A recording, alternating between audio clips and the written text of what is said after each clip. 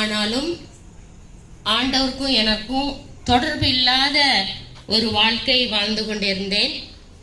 அப்படிப்பட்ட என்னை ஒரு நாளிலே ஆண்டவர் என்னை சந்தித்தார். நான் கரெக்டாக 9வது படிக்கையில் ஆண்டவர் என்னுடைய பாவத்தை குறித்து உணர்த்தினார். எப்படின்னா, ரோமர் 5ஆம் அதிகாரம் 8வது வசனத்துல, நாம் பாவிகளாயிருக்கையில் கிறிஸ்து நமக்காக மரித்ததனாலே தேவன் நம்மேல் வைத்த அன்பை விளங்க பண்ணினார் அப்படின்னு சொல்லி இந்த வசனம் என்னோட கூட பேசினது. நான் ஆண்டவர்கிட்ட என்னுடைய பாவங்களை நான் அந்த மாலை வேளையில அறிக்கையிட்டேன். ஆண்டவரை ஏற்றுக்கொண்டேன். ஆண்டவர் என் உள்ளத்துக்குள்ள வந்தார்.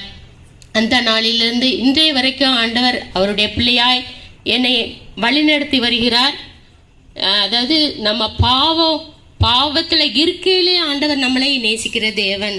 பரிசுத்தவான்களை ஆண்டவர் நேசிப்பார். ஆனா நம்மள